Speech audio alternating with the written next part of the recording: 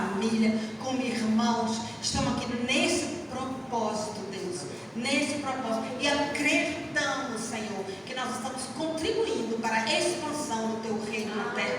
Portanto, Senhor, em nome de Jesus, vem visitar-nos nessa noite de forma especial, e através da Tua palavra, venha nos transformar, venha nos transbordar.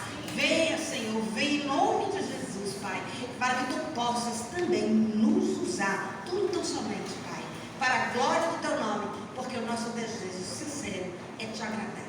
Nosso desejo sincero é Te servir. Amém? Amém. Quem está lá com Jesus, diga amém. Amém. Glória a Deus. E você vai abrir sua Bíblia hoje comigo no livro de Josué. No livro de Josué.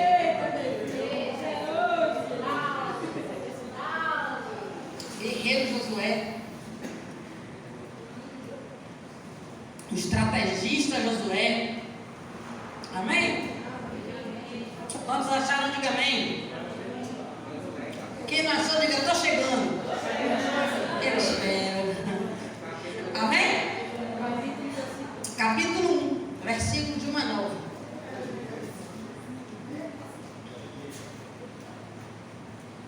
Josué, filho de Num. Amém? Amém? Então, depois que Moisés, servo do Senhor, morreu, o Senhor falou a Josué, filho de Num, auxiliar de Moisés, dizendo: Moisés, meu servo, está morto. Prepare-se agora e passe esse Jordão, você e todo esse povo. Entre na terra que eu vou dar aos filhos de Israel. Todo lugar em que puserem a planta do pé, eu darei a você, como prometi a Moisés. O território de vocês irá desde o deserto e o Líbano até o grande rio, o rio Eufrates, estendendo-se através de toda a terra dos heteus, até o mar grande, na direção do poente do sol. Ninguém poderá resistir a você. Diga comigo, ninguém. Ninguém poderá resistir a você todos os dias da sua vida. Assim, como estive com Moisés, estarei com você. Não deixarei, nem o abandonarei. Seja forte e corajoso, porque você fará este povo, diga este povo, diga este povo sou eu, a herdar a terra, que é sob juramento prometido aos pais deles.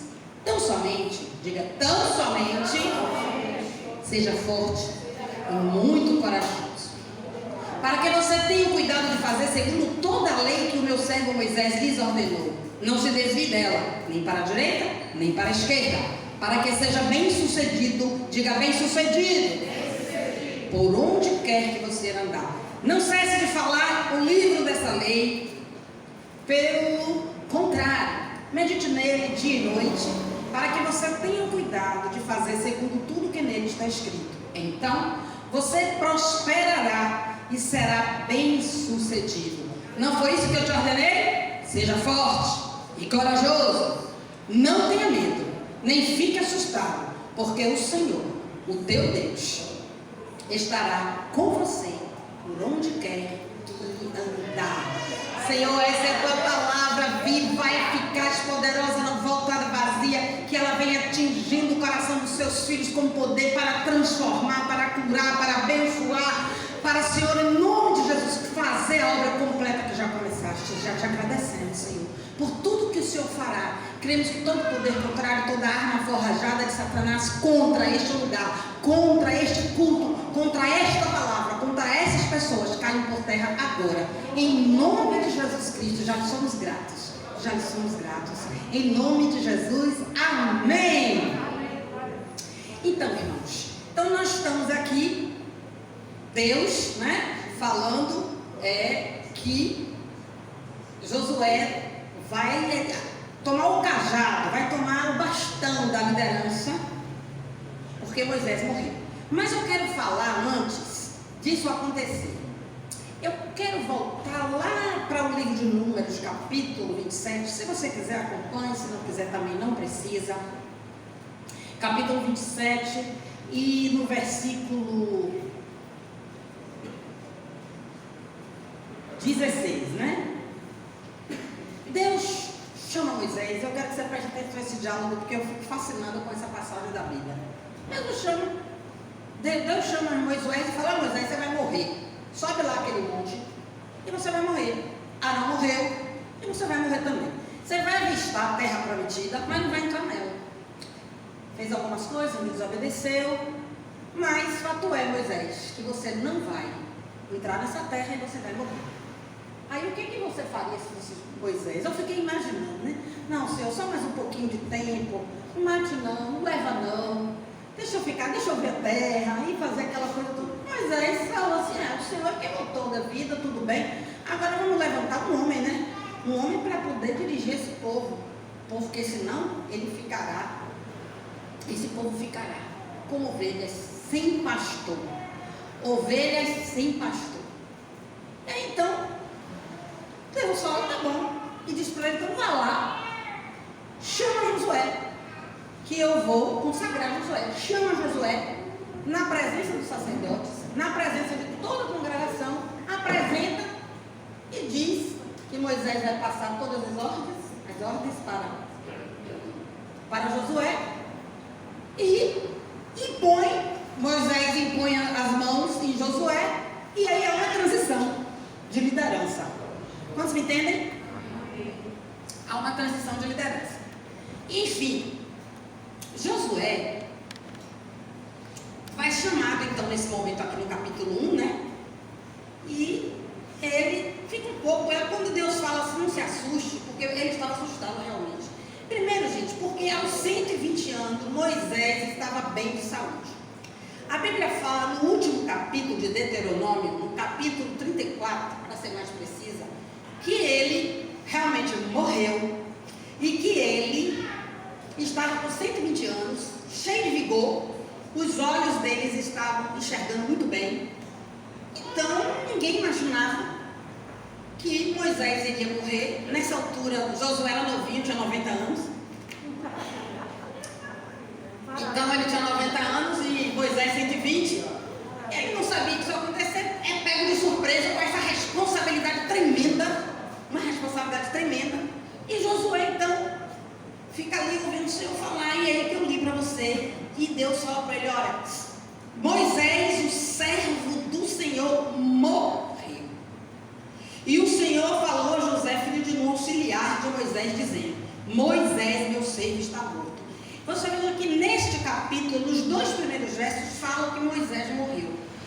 Deus, ele trabalha com 2 coisas: tempo, preste atenção, e preparação. Preparo e tempo. Deus sempre tem um tempo e Deus sempre tem um período de preparação. Isso não é para Moisés e para Josué, para cada um de nós. Para as nossas vidas, tudo Deus tem um tempo determinado. E em tudo Deus tem um preparo. Para qualquer coisa que você venha fazer, quer no secular, quer no ministério, Deus tem um preparo.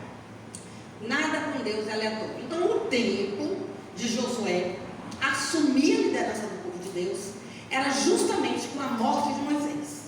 Então ele fala que Moisés, meu servo, está morto. Aqui encerrou-se um ciclo. Aqui se encerrou uma característica de uma liderança, como era na realidade a liderança de Moisés, e começa uma outra liderança, que é Josué, que é um homem mais estrategista de guerra, já tem um outro perfil, e aqui começa um novo tempo, porque ele teria que conquistar todas as terras, expulsando todos os pagãos, e aquela terra viria para o povo de Deus, e ele que teria conquistado. Então ele começa aqui, sabendo disso, e Deus fala com ele: prepare-se agora e passe esse Jordão, você e todo esse povo. Em primeiro lugar, eu quero lhes falar, quando ele fala prepare-se agora para passar o Jordão, é preparar só para passar o Jordão, porque ministerialmente ele já vinha sendo preparado desde quando ele era muito novo. Esse preparo para o Jordão era ver a provisão, todo mundo teria que atravessar, as crianças, as mulheres, os idosos, os rebanhos, os pertences, ia ter que haver um acampamento, ia ter que ter comida necessária, os sacerdotes iriam, a arca iria, então ia ser uma preparação para aquele momento, para aquela ordem de Deus, que era atravessar o Jordão. Mas preparado para esse momento ele foi através da história dele, quando ele acompanhou Moisés. Ele acompanhou Moisés por longos anos. E ali ele foi preparado. Como foi que ele foi preparado? Deixa eu ver. Na verdade, quando Moisés me fascina no sentido, quando Deus fala para ele, você vai subir naquele monte e você vai morrer igual a Arão, você não vai entrar na terra prometida, e ele tudo bem. Eu acho interessante porque Moisés, ele tinha uma intimidade muito grande com Deus, e ele muitas vezes, ele pediu a Deus coisas que Deus não queria fazer. E muitas vezes ele lutou com Deus para conseguir alguma coisa. Sempre em prol do povo que ele estava ali cuidando, liderando. Em determinado momento, o povo irritou tanto a Deus, quando Moisés subiu lá no Monte Sinai e foi buscar a palavra de Deus. E o povo aí achou que ele estava demorando muito, convenceu Arão, intimidou Arão, pegaram todo o ouro que eles tinham, fizeram um bezerro e começaram a idolatrar. E a Bíblia diz que eles disseram, aqui é o nosso Deus. E apontaram para aquele bezerro ali de ouro e começaram a idolatrar, e começou a vir orgia e eles beberam muito. O pastor Jorge sempre disse que foi o primeiro carnaval ali. Ele disse que ali foi o primeiro grito de carnaval. E ali estava aquela coisa toda ali, né? Eles ali, e lá em cima no Monte Sinai, durante aqueles dias todos, estava lá Moisés buscando Deus em jejum para receber os 10 mandamentos. E onde Josué estava? Moisés lá em cima, e Josué estava aqui na beirinha do monte, esperando Moisés descer. Nós temos dois posicionamentos ali. Temos aqueles que estão lá na idolatria e que estão ali fazendo a farra, né? E temos aquele que está ao pé do monte. Toda aquela geração não entrou na terra prometida. Moisés, mas Josué e Caleb entraram. Deixa eu falar uma coisa para você. Onde você quer estar? No pé do monte? Ou você quer estar lá no primeiro grito? Então ele estava sendo preparado por Deus, e ele escolheu estar ali no pé do monte. Quando Moisés desce, houve aquele alarido, aquele povo, é guerra, Moisés. Aí Josué fala, será que é guerra? Tem invasão? Não, isso é cântico, isso não é guerra não. Quando Moisés desce, cheio do Espírito de Deus, tinha visto a glória de Deus, ele estava com as tábuas escritas, os 10 mandamentos, com o dedo de Deus. A Bíblia foi escrita por inspiração. Deus inspirava e o homem escrevia, mas os 10 mandamentos foi o dedo de Deus que escreveu. Veja que coisa linda.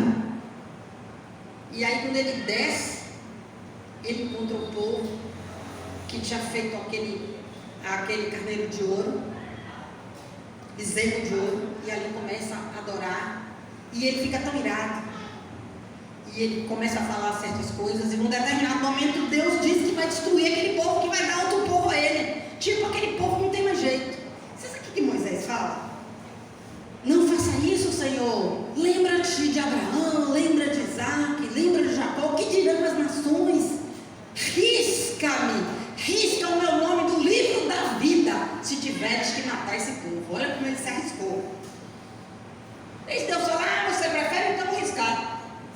O que Deus faz? Volta atrás para a misericórdia, diante da intercessão de Moisés, e continua o povo ali. Então ele era ousado. Quando se tratava de defender aquele povo, ele era ousado. Mas quando chegou na hora dele, que Deus falou para ele, agora você vai subir o monte, você vai morrer, e tudo bem, você não é o autor da vida, está tudo bem, prepara só uma pessoa.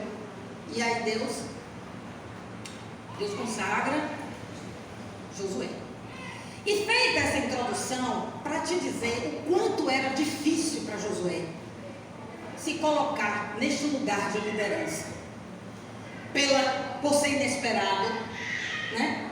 Por ser inesperado, não estava doente, não estava com problema algum, Moisés, e pela grande responsabilidade de guiar aquele povo, e era um povo muito difícil, como nós somos. Não se iluda, não se iluda, não somos melhores.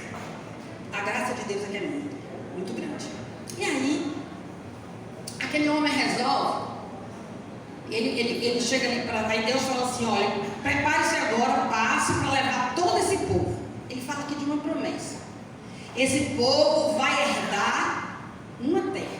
E é você quem vai levar esse povo. Haverá uma herança que eu estou dando, é uma promessa, e é você quem vai levar esse povo. Porque foi mais ou menos assim, deixa eu contar um pouquinho de história para você ficar bom de Bíblia. Veio Abraão, teve a promessa, Abraão gerou Isaac, teve a promessa, Isaac gerou Jacó. Preste atenção, Jacó teve 12 filhos, José foi mandado para o Egito pela perseguição dos irmãos. No Egito ficou durante muito tempo até que veio uma fome na terra. O povo se desloca todinho do Egito sob a liderança de Moisés e vai para onde? Em busca da terra prometida. Atravessa o deserto e agora, depois de ter atravessado o deserto, contempla a terra, vê pelo monte a terra, e agora é a vez de Josué. Então você vê que a promessa começa de Abraão, perpassa Isaac, Jacó, né? Vem as tribos, José vai para lá para o Egito, volta na liderança de Moisés, porque Moisés, quando a gente vê Deuteronômio, a gente vê deserto, mas quando a gente vê Josué, a gente vê terra, e quando a gente vê Moisés, a gente vê servo, mas quando a gente vê Josué, a gente vê filho, porque Josué, o nome dele no grego significa Jesus, ele é um tipo de Jesus na Bíblia. E então, este homem que está ali com toda essa obrigação de fazer com que o povo herde essa promessa enorme. E era uma promessa imensa, e ele fala qual era o território da promessa. E você veja que ela era imensa territorialmente falando, muito grande.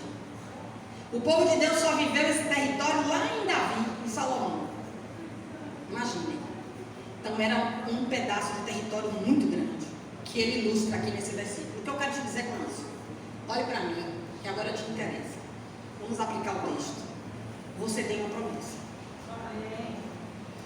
Você tem uma promessa, e é uma promessa grande. É uma grande promessa. Quando Deus mostra para José todos os limites daquela terra, toda a promessa, que ele mostra aquilo tudo, ele está dando uma visão a Josué. Ele está mostrando a Josué o que Josué vai lutar. Deus quer que você tenha uma visão do que ele tem para a sua vida. Ele vai te mostrar algo. E você precisa sair dessa carnalidade para entender o tamanho dessa visão. E quando Deus te mostra esta visão, o que é que acontece? Essa visão enorme, ele mostra essa promessa, ele fala o quê? No versículo posterior, ninguém poderá resistir a você. Então, não importa se a promessa é grande e por isso mesmo difícil, e por isso mesmo abrangia mais povos para serem expulsos, abrangeria mais conquistas, não importa, porque a promessa diz o quê? Ninguém vai te resistir. E eu quero falar essa noite sobre resistências, e o nome do nosso tema é esse: você tem que vencer as resistências interiores. Deixa eu lhe falar que tem dois tipos de resistências. Tem essa resistência externa, que eram esses inimigos pagãos que estavam na terra, e era guerra física, porque o Velho Testamento fala de guerra física e o Novo Testamento fala de guerra espiritual. O Antigo Testamento espelha, mostra o natural para que o Novo Testamento viva no sobrenatural. E ali, aquela guerra material que existia, era realmente Josué entrando, todo o terreno era muito ladeirado, expulsando aquele povo, tomando posse da terra. Então era uma guerra física. Mas toda vez que se tem uma promessa, vai ter resistência. Creia, tudo que Deus te der para você fazer, você vai ter uma resistência. Tudo. No mundo secular, você vai ter algumas dificuldades no seu trabalho. No mundo ministerial, você vai encontrar resistências. As resistências externas, elas existem. Deus está dizendo, não importa, porque ninguém vai te resistir. Nenhuma coisa externa vai resistir. Por quê? Porque eu tenho uma promessa. analista da promessa. Eu vou te mostrar, ele avaliza essa promessa. Então, quando Deus está te dando a promessa, ele avaliza a promessa que ele tem para a sua vida. Só que o território é esse, não é outro. É muito determinado que Deus tem para cada um. Deus é um sujeito muito organizado. E ele tem esse território que está na Bíblia, que vai desde o deserto. Às vezes as coisas terminam no deserto, começam no deserto, né? E vai passando pelo Líbano, pelo rio Eufrates, se estende até os Heteus, o Mar Grande, até o Poente do Sol. Grande território. E essa promessa, que é grande, e essa promessa, ela é delimitada. Então, às vezes, você precisa primeiro entender o que é que Deus tem delimitado para a sua vida. Porque o que Deus tem para mim nunca vai ser igual ao que Deus tem para Carol, ou para a nossa intercessora Rose, para o pastor Jorge, para o irmão Francisco. Não. Por quê? Porque Deus é um Deus pessoal. Os meus dons são diferentes dos seus. Né? Ainda hoje, quando cheguei no culto, eu estava conversando com um jovem, e ele pregou pela primeira vez, e eu fiquei querendo saber o que ele sentiu. Estávamos conversando, e eu falei, o que você sentiu? Eu falei, o que é que você sentiu? A primeira vez que você pregou, e ele foi descrevendo, eu me lembrei a primeira vez que eu preguei, já foi acendendo no meu coração, aquela chama, aquela paixão que graças a Deus não acaba. E aí conversando, então aquilo, eu estava querendo conhecer, realmente, para que Deus tenha chamado aquele jovem em oração, para entender, porque ele vai ser preparado, mas Deus tem um território, Deus tem uma promessa, mas é tudo muito específico. Acontece que se Deus tem um território para você, e você fica olhando o território do irmão, você nunca vai alcançar a promessa, porque você vai entrar no caminho errado. Então você precisa conhecer o que Deus tem para você, porque se você não conhecer o que Deus tem para você, você nunca vai alcançar nada, porque você está perdido no meio do tiroteio. Então, Deus fala que ninguém poderá te resistir. Isso é uma promessa, e é uma promessa muito poderosa, porque as resistências existem. Eu estava me lembrando hoje, quando nós vimos aqui para esse templo, que não era templo, era um quintal, que não tinha muro, não tinha teto, não tinha nada, tinha uma piscina velha, tinha um parquinho todo enferrujado, cimento, cheio de buraco. Deu até medo quando entramos, a casa velha, meu Jesus, o que é isso? Um bocado de sala, mas nesse salão, aí a gente ficou pronto, a gente vai levantar o salão e vamos aproveitar todas as salas, como realmente foi muito excelente isso. Vamos levantar o salão, vamos levantar o salão. E aí seria colocar tudo isso, né? Teto, parede, fiação, tudo que vocês estão vendo, tudo que se faz numa construção, nós construímos aqui, esse galpão, né? Tão charmoso que hoje vocês se encontram. Tematizado, e tudo limpinho, que as irmãs sempre cuidam de tudo aqui, com muito amor, com muito carinho. Mas, quando a gente foi levar isso para alguns irmãos resistiram. Tá doido, pastor? Tá maluco esse dinheiro todo gastando aqui nesse lugar, um trem que não é seu? Não, meu filho, vai ser. Você é maluco investir em tanta coisa, não sei o quê, isso, alguém falou um monte de coisa, e alguém disse, não, pastor, vamos lá, vai dar certo, vamos vencer, vamos construir. E aí chegou um dízimo no valor da reforma. Não foi não, 40 mil, não foi? Aleluia. A gente estava botando do bolso sem ter, limite para cá, limite para lá. Aí Jesus chegou, e aí Jesus dá a graça. Aí Jesus veio e construiu aqui. Mas teve tanta resistência, mas a maior resistência não foi o irmão que falou, tá doido, o pastor tá doido, faça isso não. Não foi essa a maior resistência. Você sabe qual é a maior resistência? É quando lá dentro de você, a sua resistência é interior.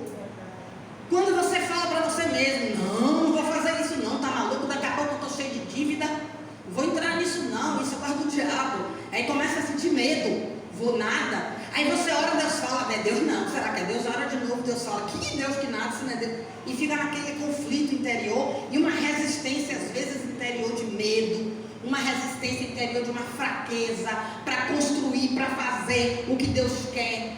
É muito maior do que a resistência externa. Então, esse texto, nós garimpamos nesse texto que Deus estava muito preocupado com o que se estava passando no interior de Josué. E quando ele dá um conselho aqui a Josué, ele fala a frase 3 vezes igualzinha, que se torna então as palavras-chave do texto que eu vou dizer a vocês. Por quê? Deus sabia o quanto estava difícil para ele. Deus sabia que aquela transição de liderança era muito difícil. Deus sabia. Mas Deus não chegou aqui para dizer que nada, eu vou pegar os filisteus, os amoreus, tudo quanto é eu. O eu nunca presta. Mate seu eu. E todos os eus da Bíblia estavam ali. Mas Deus não falou, eu vou te dar uma arma bacana e você vai capturar os filisteus. Eu vou te dar uma arma bacana e você vai abater os amoreus, não os jebuseus. Não. Deus não fala nada disso. Porque Deus estava preocupado, tanto que no título da minha Bíblia, aqui é atualizada, tem escrito: Deus anima Josué. Deus estava se preocupando com o estado emocional de Josué. Deixa eu falar uma coisa. Às vezes você se preocupa tanto com as circunstâncias exteriores, com as resistências que aparecem na sua vida, tanto que você não percebe que a maior necessidade que você tem, até para vencer essas resistências ou quaisquer outras, se encontra alojada no seu interior. E é dessas resistências que hoje nós estamos falando, que precisam ser vencidas. É o que está lá dentro, alojado dentro de nós. E ele fala: olha, ninguém vai te resistir todos os dias da sua vida. Promessa grande. E ele faz uma coisa tremenda, porque ele está acalmando, ele está animando, ele está trabalhando no espírito, nas emoções de Josué. Ele diz assim: ó, como eu fui com Moisés, eu vou ser com você. Gente, pelo amor de Deus, presta atenção. Ele viu cair cordões do céu, ele viu a água ficar doce, Josué, vendo Moisés, a liderança daquele povo. Ele viu o mar vermelho se abrir, ele viu o maná cair do céu, ele viu tanta coisa. E quem era a referência dele? Moisés. Aí o que Deus faz? Como serei com Moisés? Aquele Moisés que você viu tanto ser usado por mim, eu serei com você. E Deus começa a trazer essa confiança: não te deixarei, não te abandonarei. Começa a afirmar. E é isso que Deus quer fazer com você nessa noite. Te mostrar que Ele tem um território específico. Para de olhar o território do irmão. Para de olhar o território do irmão. Você tem que abrir seus olhos espirituais para ver qual é o seu território, porque senão você vai errar o caminho. E depois de você descobrir essa visão que Deus te dá, receber essa visão, você vem com ela, vem a promessa de ninguém te resistir. E essas coisas aqui são as resistências externas. O que é resistências externas? Falta de dinheiro, gente que atrapalha você no trabalho. Que resistências são essas? Dificuldades de relacionamento. Meu Deus, eu posso aqui passar a noite toda falando de resistências. Enfermidades. Sim ou não? Desemprego. Sim ou não? Tudo isso são resistências. São resistências. Mas essas resistências, elas são muito, muito poucas, porque nós temos uma promessa. Agora veja bem. Ele diz, aí aqui que vem a história. Ele fala assim, ó, no versículo 4. 6. Seja forte e corajoso. E mais adiante, ele repete mais 2 vezes: ser forte e corajoso. 3 vezes, 3 versículos, no universo de 9 versículos, ele fala o quê? 3 vezes: seja forte e corajoso, seja forte e corajoso, seja forte e corajoso. Diga: eu sou forte e corajoso. Mulher, você fala corajosa. E homem fala corajoso. Amém? Então, olha só o que acontece. Gente, ele diz isso porque qual é o oposto da força? É a fraqueza. Qual é o oposto da coragem? O medo. Isso é resistência externa? São coisas que estão aqui, ó, dentro de você, dentro de mim. Então, o que ele precisa. E o que você precisa não é olhar os seus inimigos, as suas dificuldades, as suas circunstâncias. Você tem que olhar para as suas resistências e trabalhar com as suas fraquezas, com os seus medos. Porque são essas resistências que te paralisam, que te incapacitam. Este texto para mim foi tremendo. Porque a gente prega, acho que esse texto é tão pregado, teve uma época que eu até enjoei, porque acho que eu já preguei todo pastor gosta de pregar Josué, né? Mas dessa vez Deus falou comigo de forma tão pessoal, de algumas resistências que eu tinha acerca de coisas tão óbvias que Deus tinha para a minha vida, coisas que Deus estava querendo e que eu ficava, que não, Deus, será? Cheia de medos e cheia de fraquezas e cheia de medo, né? Eu dizia, não, isso é vaidade, não quero isso não é de Deus não, isso é pecado. E você fica se auto-sabotando por causa desse medo, porque você não está firmado realmente em buscar o que Deus tem para você e resistir. Olha só, resistir o que está dentro de você. Porque as circunstâncias, sabe o que Deus está dizendo a Josué? É o que agora Ele está dizendo para você. Das circunstâncias eu tomo conta. Como é que você vai poder enfrentar as circunstâncias se dentro de você não está resolvido? Rapaz, foi um tapa na cara, Deus falando comigo, Jesus, Deus falou comigo, eu saí ao ponto de bala, numa força, porque no ânimo, numa coragem tão grande, eu falei, yes, é por aqui, Deus quis isso, uau, eu senti isso no meu coração. E aí, eu sou assim, eu demoro, quando eu vou também ninguém me segura. Eu tenho esse negócio errado comigo, eu demoro, protelo e fico ali, mas quando as resistências interiores são tratadas, a gente avança. Sou eu não, é todo mundo. Aleluia. E aí quando ele falou assim, olha, eu quero tão somente. É tão lindo quando Deus fala tão somente. Ou seja, eu não estou te pedindo nada. Não estou pedindo nada a você. Eu só quero isso, tão somente, apenas isso. Só isso. Seja forte, Jesus. Seja corajoso. E aí você pode estar perguntando, mas como é que eu vou conseguir esse negócio de ser corajoso? Não é? A coragem vem de dentro. Eu vivi numa família que todo mundo tinha medo de barata. Pensa uma mulherada com medo de barata. Quando eu era pequena, eu voei cinematograficamente. Nós estávamos visitando o amigo do meu pai. Uma barata pousou no ombro da minha mãe. E eu estava próximo do colo de minha mãe. Minha mãe me lançou aos céus com um grito que nem filme de terror tinha. Eu tomei um susto. Eu era muito pequena. E ela gritou o quê? Gente, daquele dia em diante, as minhas emoções ficaram fragilizadas, porque eu pequena descobri isso, deve ser um monstro, mas minha mãe está com tanto medo assim. E segundo, o espírito do medo entrou.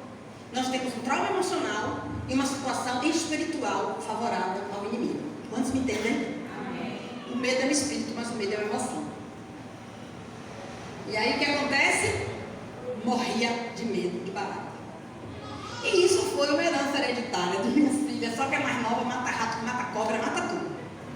Né? E aí ela extorquiu muito dinheiro da irmã. Entrou uma barata, quanto você me dá, mato agora. Mas aí ela pagava, eu pago, mas eu quero ver o corpo. Se eu não ver o corpo da barata, eu não dou o dinheiro. E ela matava, ela mostrava o corpo da barata, ela desembolsava o dinheiro e pagava. As filhas de pastores são muito espirituais. E aí, depois a menina, ela tem medo de nada, aquela menina, acho impressionante. Não sei agora como fica a mãe, a pessoa fica mais talvez assim, comedida. Mas se dissesse, olha ali, tem um rato, ela entrava e matava. Ela entrava e matava. E um dia, quem já falar em Sarinha?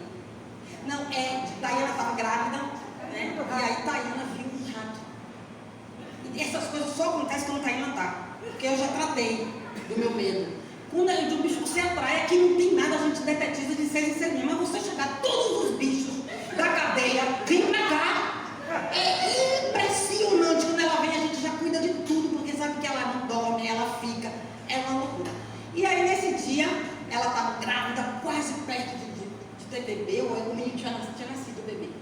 Então, ela estava na igreja. Aí recebe uma mensagem de Tayana. Corre, Eu vi um rato, pelo amor de Deus, estou quase morrendo, estou sem me mover, estou sem respirar quase, a luz está apagada, ele sente que ele está olhando para mim. Ela pega o carro, desabalar da carreira e pensa, que rato, que maluquice, ninguém vai ter rato ali, essa menina é louca. Aí quando ela acende a luz, está no canto da parede, toda reprimida, horas e horas, esperando chegar sem se mover. Onde está, Taíra, esse rato? Ah, amiga, aí, doutor, naquela bolsa. Pegou a bolsa de trás da porta, levou para a varanda, não tem nada. Quando lá tinha o camundongo, ela matou, tirou uma foto, mandou para o zap dela. Ela verificou o animal morto, mas nessa época ela já não cobra mais, né? A moça já não cobra. Já economizou uma dívida para a Taíra. E esse medo absurdo. E eu tinha esse medo, e esse medo era uma coisa que às vezes eu quase um dia matei o pastor, porque eu estava morrendo de barata, morrendo de medo de barata, recém-casada, e ele chegou para mim, eu não entendo, isso não tem razão de ser, olha o seu tamanho e o tamanho de uma barata. É a barata que tem medo de você, eu vou matar esse homem agora, porque ele queria que eu racionalizasse o meu medo com a pior técnica que tem na psicologia, que é desvalorizar, de não validar o seu medo. Não validou o meu medo. E ele ficava, não consigo entender. Depois de muita confusão, ele nem precisava, matava escondido de mim, fazia assim, ninguém precisava saber. Aí um dia eu decidi, não. Aí eu me converti. Eu disse, agora eu não quero saber. Eu não vou ter mais medo de barata, porque eu sou filha de Deus. E filha de Deus não tem medo. E qual a próxima barata que eu encontrar, ela vai ver. Cheia do poder de Deus. Eu vou. Aí, maior que está em mim do que está na barata. E aí, um dia, de madrugada, eu fui no sanitário. Quando eu liguei a luz, quem estava lá? Justamente o povo eficiente. E ela tinha uma anteninha. E eu olhava para mim, e eu olhava para ela. A gente ali, uma olhando para a outra, na alta madrugada. Eu paralisei, o sangue parou. Todo o meu corpo parou. E eu olhava para ela, ela olhava para mim. Aí eu comecei, o Senhor não me deu espírito de medo, mas deu espírito de coragem. O Senhor não me deu. Peguei a sandália. O Senhor não me deu. Primeiro passo, mas eu bati nessa barata, bati tudo. Eu acho que eu dei uma surra na barata. Eu descontei todos os medos. E aí toda vez que eu vi uma barata, o Senhor não me deu espírito de medo. O Senhor não me deu espírito. Eu me senti uma coisa tão grande. Eu me sentia tão aí, matava as baratas. E depois ao contrário, eu matei a barata. Parecia que eu matei o gigante Golias. Davi, meu filho, estava com menos alegria do que eu. É uma coisa simples. Mas o poder da palavra, Aleluia. eu absorvi a palavra, e esse poder transformou as minhas emoções e destruiu uma resistência que eu tinha. Essa força que às vezes eu estou dando esse testemunho simples da barata, né? Mas deixa eu te falar, qualquer coisa, porque o medo, ele não é racional. O medo não está contando que a barata é pequena. O medo, ele não é muitas vezes proporcional ao perigo. Muitas vezes não é, e na maioria das vezes não é. Então, quando Deus fala para Josué, medita no livro dessa lei dia e noite, e tudo aquilo, pois, que colocar as tuas mãos, prosperarás. Deus está dizendo que é esta palavra que vai trazer a força e a coragem que eram as resistências dele. Todos me entendem? E aí o que é que acontece? É essa palavra. Porque, irmãos, nós temos que pegar os pequenos testemunhos e potencializá-los. Eu pude pensar, se eu venci uma barata, eu venço qualquer coisa na minha vida. Só é usar a mesma arma, a palavra. Então, aonde eu vou, se tiver escuro, cheguei tarde, então eu vou até a palavra. Claro que a gente tem que ter prudência, nós estamos num mundo diferente, mas eu uso a palavra. Eu uso a palavra. Então, em qualquer circunstância, ela vai ser força para coibir os seus medos. E Deus sabia disso quando foi confrontar Josué, porque Josué estava fazendo uma transição onde ele ia tomar essa liderança e estava cheio de medo. no seu coração. Medo do seu chefe, medo do amanhã, medo, timidez, dificuldades, paralisias. E o que Deus deu esse ânimo a Josué? E ele fala assim: tão somente seja forte. Veja que no versículo 6 ele fala: seja forte e corajoso. Aí quando chega no versículo posterior, que é o versículo 7, ele fala: tão somente, ele repete, seja forte, Josué, e muito, muito corajoso. É o conselho para ele conquistar tudo aquilo que primeiro ele foi um visionário, a partir do que Deus deu a ele. E agora, você vai pegar essa palavra e você vai fazer tudo segundo a lei. Não se desvie dessa palavra, Josué, nem para a direita, nem para a esquerda, para que sejas bem sucedido por onde quer que você andar. Então, ele dá a Josué a forma de vencer as resistências, porque a pessoa olha para esse texto e pensa que isso aqui é força para vencer os cananeus, que aqui é força para poder desalojar o povo daquela terra, mas não. Esse texto intitulado